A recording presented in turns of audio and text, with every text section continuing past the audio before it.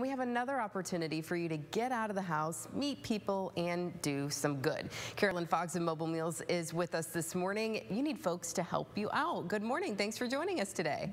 Good morning, Amanda. Thanks for having us. Absolutely. So obviously things were just, different, strange during the pandemic. And one of those things that was different was that you weren't able to hold volunteer orientations to take on new volunteers. So now you're able to do that again.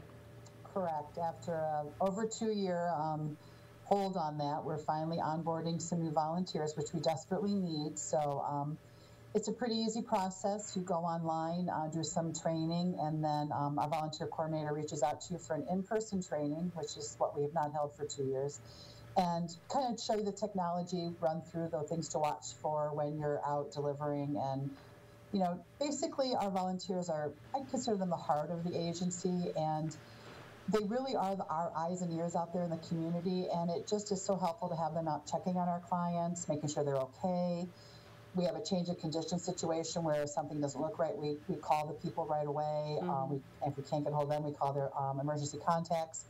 And it's just kind of a double check on the families. So appreciate it. They tell us all the time how appreciative they are of the fact that we check on their loved ones, we make sure they're okay, and it's a win-win for everybody. Yeah, so take us through what a typical day would be like for a volunteer. What is it that they would be doing? Well, since the pandemic, we've altered the way we deliver. We only deliver on Tuesdays and Fridays right now. We're probably going to continue that. The clients really like it because that means they're home on those 2 dates and to receive their food. So basically a volunteer would sign up, they'd come in and do a quick orientation, and we assign them a route. They go out and deliver, so they'd go to the pickup site and pick up their meals.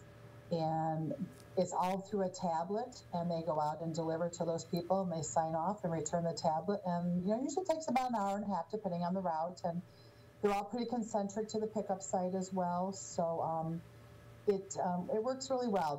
It's not usually more than 10-15 miles if people are concerned about the gas prices. And we do run a background check just to make sure everyone's safe for our clients. Obviously, a lot of them are elderly and living alone, and that's the other thing about being a volunteer. Sometimes you're the only person they see, and it's just so important that they have that touch and that feeling that people care about them and ask how their day is going and how they're doing. And we also have volunteers that call them once a week just to see how they're doing and how it's going. And it's been a pretty isolating period for a lot of people. Sure. And our volunteers have really stood up and helped and made sure that our clients are feeling the love, I guess I could say. And just checking on them, see if they need supplies. We're providing masks and hand sanitizer and all that good stuff for clients that felt vulnerable during the real height of the COVID pandemic. So, yeah, I mean, we really encourage people that want to get back to the community to consider volunteering for Mobile Meals. Yeah, this is a good opportunity. Like you said, this could be the only person that these folks see, on a regular basis, who are checking in on them, making sure they're okay. And as you mentioned, they're only delivering 2 days a week now, but they still make those phone calls, to Correct. check on those clients to make sure they're doing okay.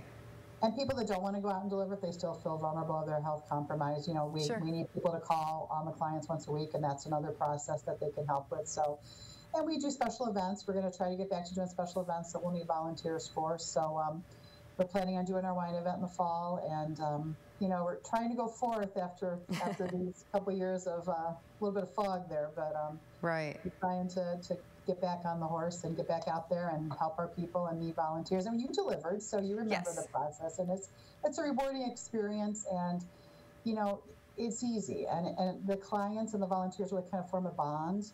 And lots of times the volunteers will call up and ask about their clients. So-and-so's not on my route this week. What's going on with Susie? Or whatever the case may be. So they really do become very compassionate. Yeah, it is a rewarding experience, as you mentioned. And as you said, those pickups are in a central location. You pick them up, and the route is really simple. The drop-offs are close together. As you mentioned, with gas, being a thing, it's not a huge. You're not traveling all over the place. So, but it is crucial. So, if you are interested in becoming a volunteer, Carolyn, tell them where they need to go again. Well, they can call us at 419-255-7806, or they can email us at info@mobilemeals.org, or they can go to our website, and there's the volunteer forms are on there, and they can fill that out and get the process started. And we do typically do orientations every Wednesday at 3, but we do special requests, obviously, for people that need different times. So, we just encourage people that want to make a difference, that are wanting to get back out there, and give us a call and see if it's something that fits what you enjoy doing and helping your community and those people that need help with food delivery to keep them independent in their own homes. That's kind of what we're all about. So important, and they love that ability as well. Carolyn, thank you so much for joining us this morning. Thanks, Amanda. Yep, take care.